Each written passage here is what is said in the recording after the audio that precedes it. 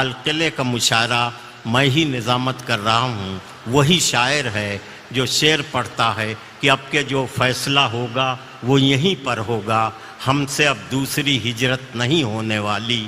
50-60 ہزار کا مجمع کھڑا ہو جاتا ہے، داد و تحسین سے نوازتا ہے۔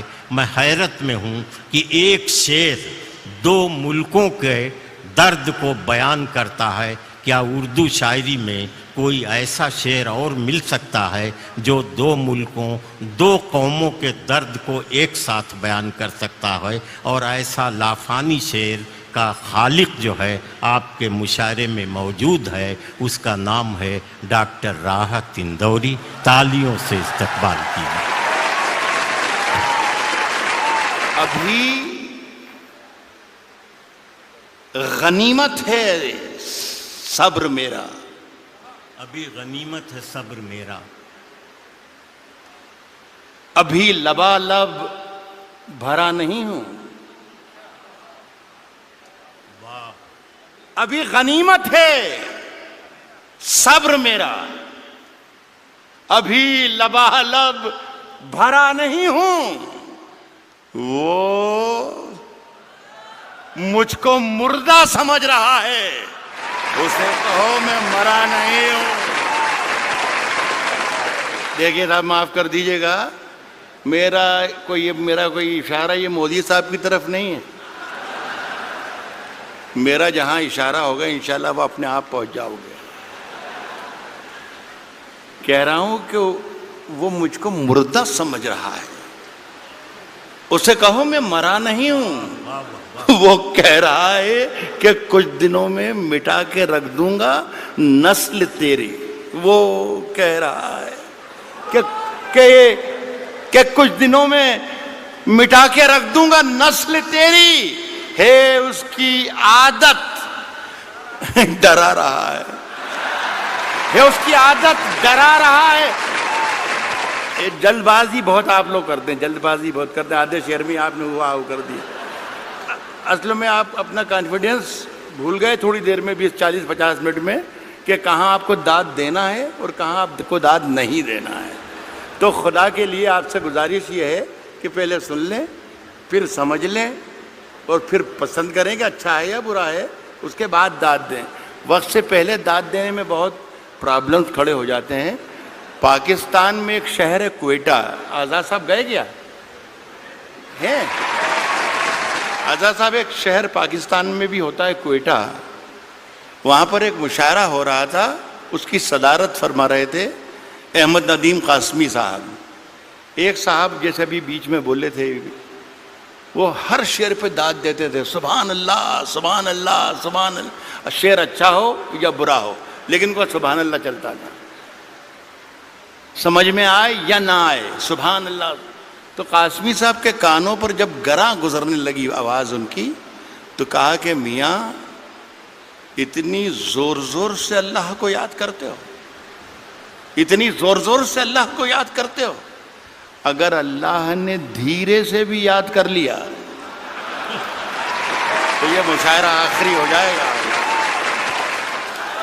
تو خدا کے لیے میرے شعر کو مرنے مت دیجیے، اگر صحیح شعر پڑھوں تو ہی داد دیجیے، ورنہ کوئی ضروری نہیں ہے کہ ہر آدمی آئے اور مشاعرہ لوٹ کر چلا جائے، یہ کوئی ضروری نہیں۔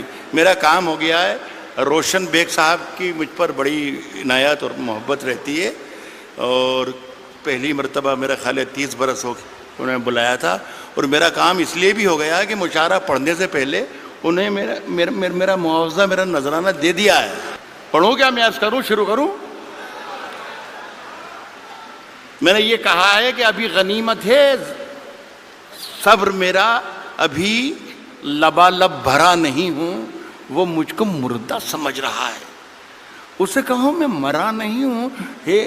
وہ کہہ رہا ہے کہ کچھ دنوں میں مٹا کے رکھ دوں گا نسل تیری، ہے اس کی عادت ڈرا رہا ہے میری فطرت ڈرا نہیں ہوں۔ یہاں داد دینی تھی جو وہاں پر، ہے میری فطرت ڈرا نہیں۔ عرض کر رہا ہوں کہ اونچے اونچے درباروں سے کیا لینا، میری بہن بھی ہے اور یہ میرا بیٹا بھی ہے، ان دونوں کے لیے کہہ رہا ہوں۔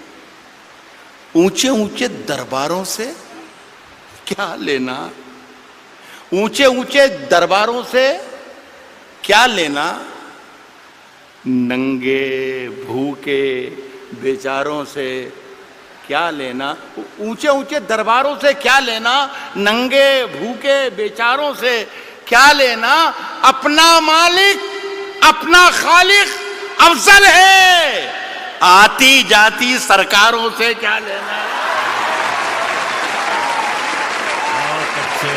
عرض کر رہا ہوں کہ ہم اپنی جان کے دشمن کو اپنی جان کہتے ہیں۔ اب جان کی دشمن کو پہچان لو تو مزہ آ جائے۔ عرض کیا ہے کہ ہم اپنی جان کے دشمن کو، ہم اپنی جان کے دشمن کو اپنی جان کہتے ہیں۔ محبت کی اسی مٹی کو ہندوستان کہتے ہیں۔ بہت اچھے، محبت کی اسی مٹی کو، اب مجھے اندازہ ہو گیا کہ مجھے کتنی دیر پڑھنا ہے، میرا خیال ہے 3 یا 3.5 منٹ۔ محبت کی اسی مٹی کو موڈ بنا کے آیا تھا کہ کم سے کم 40 منٹ ضرور سناؤں گا، لیکن یہ میرا خیال ہے کہ میرے معیار اس سے، میرے قد سے بہت آگے کا مشاعرہ ہے۔ محبت کی اسی مٹی کو ہندوستان کہتے ہیں، اور جو یہ دیوار کا سوراخ ہے سازش کا حصہ ہے۔ محبت کی اسی مٹی کو ہندوستان کہتے ہیں، جو یہ دیوار کا سوراخ ہے سازش کا حصہ ہے، مگر ہم اس کو اپنے گھر کا روشن دان کہتے ہیں۔ جو یہ دیوار کا سوراخ ہے سازش کا حصہ ہے، مگر ہم اس کو اپنے گھر کا روشن دان کہتے ہیں، مگر ہم اس کو اپنے گھر کا روشن دان کہتے ہیں۔ پھر اس کے بعد چاہے یہ زباں کٹتی ہے کٹ جائے، پھر اس کے بعد چاہے یہ زباں کٹتی ہے کٹ جائے، ہمیں جو کچھ بھی کہنا ہے الل اعلان کہتے ہیں۔ پھر اس کے بعد چاہے یہ زباں کٹتی ہے کٹ جائے، ہمیں جو کچھ بھی کہنا ہے الل اعلان کہتے ہیں۔ اور میرے اندر سے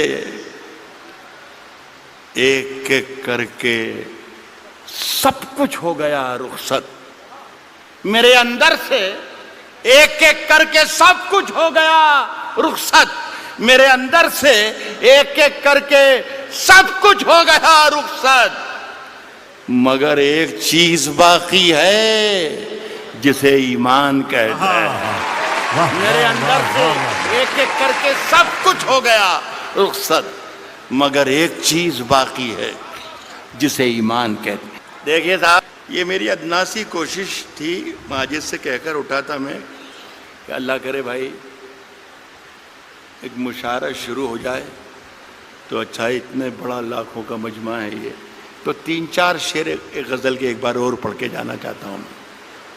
یہ غزل ہے، مشاعرے کی ہی غزل ہے، اور شعر اچھے ہیں یہ تھے۔ مشاعرے کی ترکیب ورکیب میں یہ پوری لکھ کر لایا تھا میں، جو آپ سے تالیاں پٹواتی اور پیچھے والوں کو کرسیوں پر سے کھڑے ہو کے تالیاں بجوا سکتا تھا میں۔ مجھے سب یاد ہے، مودی جی بھی یاد ہے، اور انا ہزارے بھی یاد ہے، اور کمار وشواس بھی یاد ہے، سب یاد ہے مجھے۔ لیکن میں چاہتا تھا کہ یہ اردو کے نام کا جلسہ ہے تو اردو کے نام کا جلسہ رہے۔ کبھی اکیلے میں مل کر جھنجھوڑ دوں گا، کبھی اکیلے میں مل کر جھنجھوڑ دوں گا، کبھی اکیلے میں مل کر جھنجھوڑ دوں گا اسے، جہاں جہاں سے وہ ٹوٹا ہے جوڑ دوں گا اسے۔ بہت شکریہ، بہت بہت شکریہ۔ کبھی اکیلے میں مل کر جھنجھوڑ دوں گا اسے، جہاں جہاں سے وہ ٹوٹا ہے جوڑ دوں گا اسے، اور مجھے وہ چھوڑ گیا یہ کمال ہے اس کا، ارادہ میں نے کیا تھا کہ چھوڑ دوں گا اسے۔ شعر پہ دام دے رہا ہوں۔ ارادہ میں نے کیا تھا کہ چھوڑ دوں گا اسے، صاحب پسینے بانٹتا پھرتا ہے ہر طرف سورج. غزل کے مطلب ہی یہ ہوتے ہیں. یہ سورج جو میں نے کہا ہے اس کا مطلب کچھ بھی نکال لیجیے آپ. کہہ رہا ہوں دوستوں کہ ارادہ میں نے کیا تھا کہ چھوڑ دوں گا اسے, پسینے بانٹتا پھرتا ہے ہر طرف سورج, کبھی جو ہاتھ لگا تو نچوڑ دوں گا اسے. پسینے بانٹتا پھرتا ہے ہر طرف سورج, کبھی جو ہاتھ لگا تو نچوڑ دوں گا اسے, اور مزہ چکھا کے ہی مانا ہوں میں بھی دنیا کو. مزہ چکھا کے ہی مانا ہوں میں بھی دنیا کو. سمجھ رہی تھی کہ ایسے ہی چھوڑ دوں گا. بہت بہت شکریہ. نواز.